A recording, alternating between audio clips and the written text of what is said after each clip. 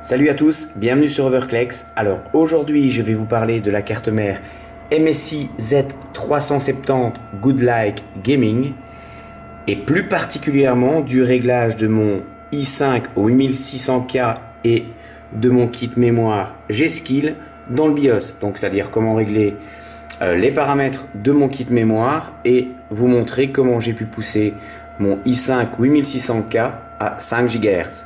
Rendez-vous tout de suite dans le BIOS.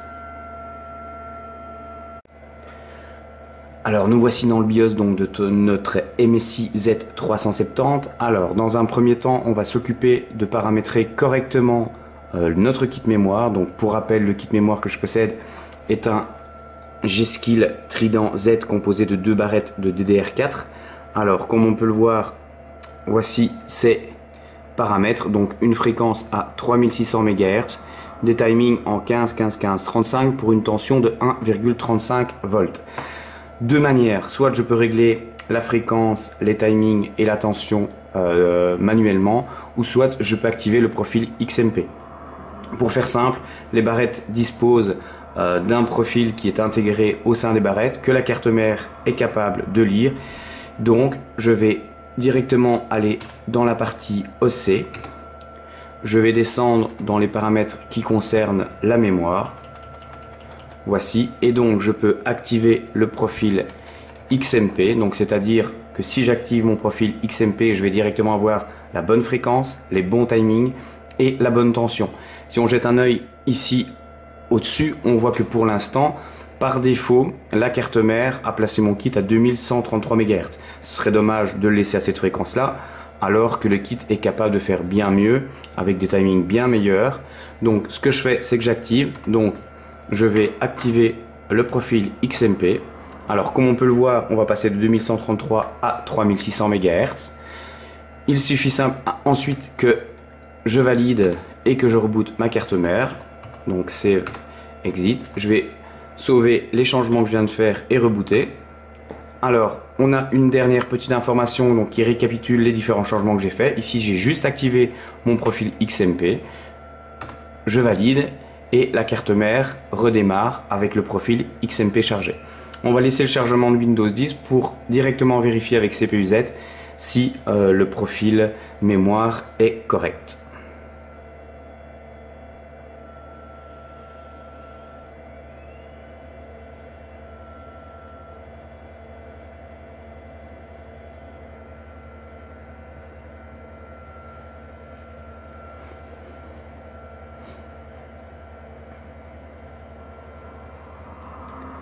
Donc me voilà dans Windows 10. Ce que je vais faire, c'est que je vais ouvrir CPU-Z, vérifier que mon kit est bien paramétré.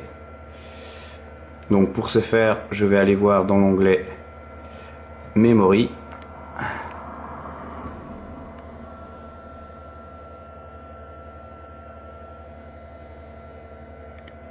Voilà, comme on peut le voir, donc j'ai bien ma fréquence qui est à 3600 MHz. Les timings sont bien de 15, 15, 15, 35 et la tension a été réglée directement pour 1,35 volts.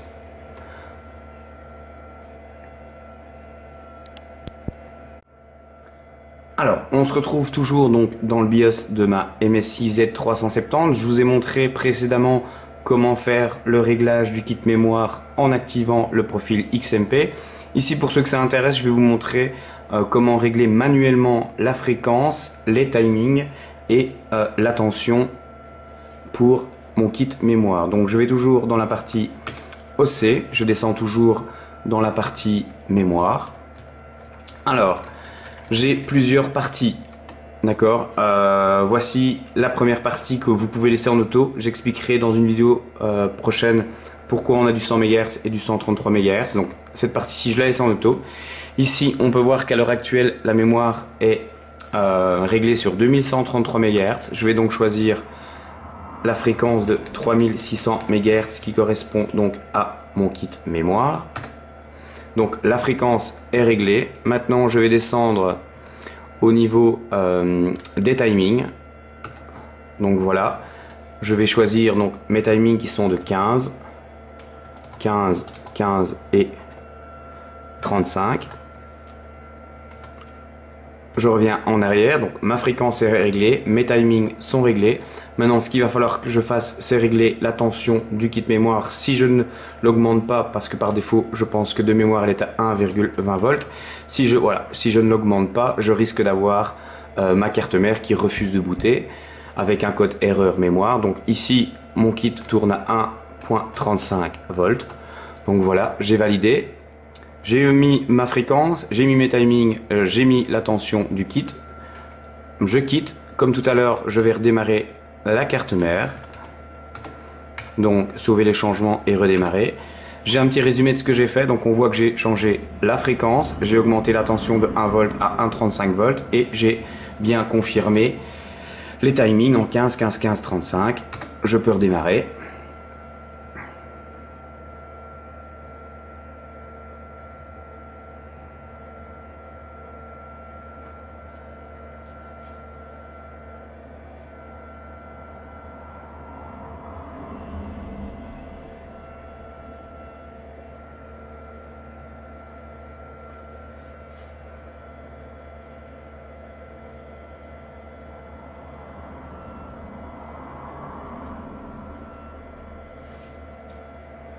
Donc, nous revoici dans Windows 10. Je vais refaire la même opération que tout à l'heure. J'ouvre CPU-Z.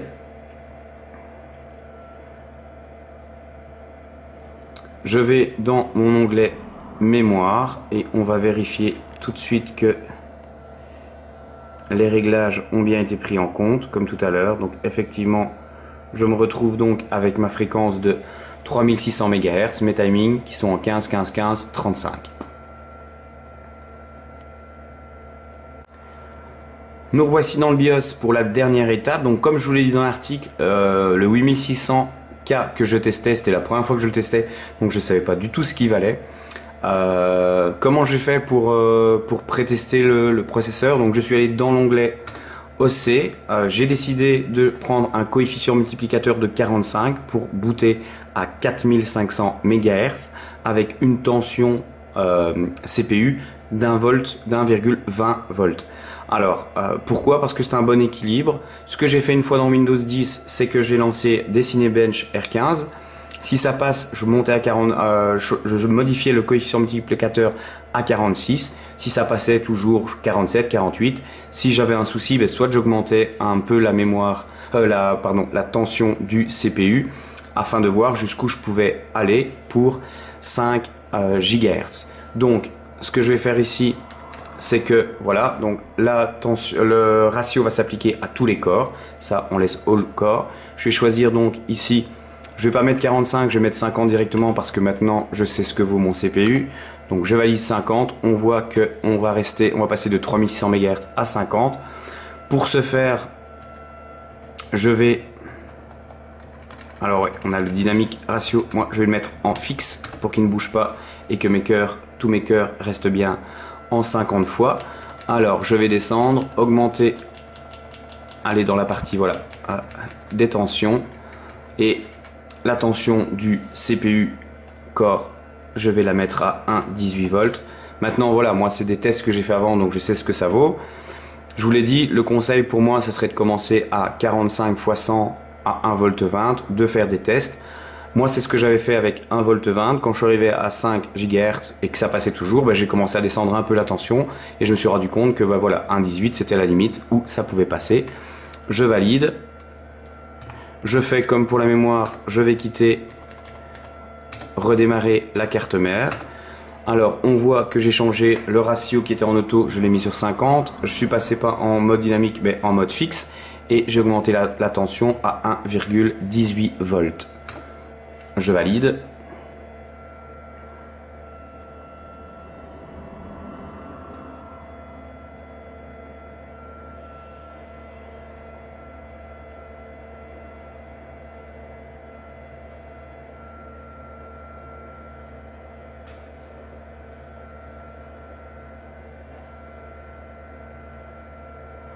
Alors, donc, nous voici de nouveau dans Windows 10. J'ouvre CPU-Z.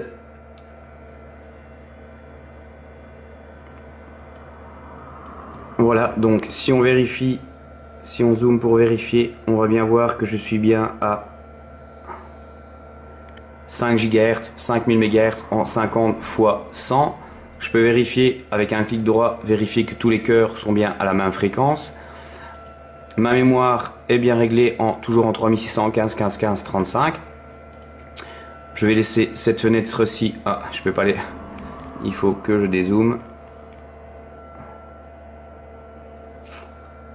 Voilà, je vais la laisser ouverte ici sur le côté.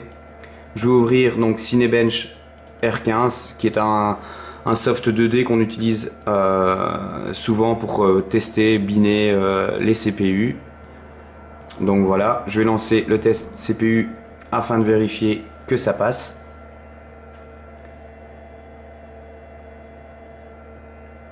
On peut voir, je ne sais pas si on verra sur la vidéo, mais on voit que la tension reste bien à 1,18 volts. On voit bien que la fréquence reste à 5000 MHz. Au niveau des températures, elles sont aux alentours de 45-46 degrés sous le water cooling.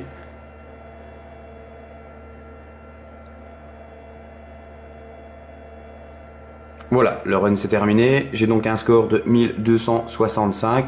Je suis resté à 5000. Je voulais juste vous montrer avant de quitter la vidéo la version light de Command Center. Donc voilà, qui me permet aussi de faire les modifications à la volée. Donc par exemple, je vais pouvoir repasser mon ratio de 50 à 48. Je valide et il repasse directement à 48 dans CPU-Z.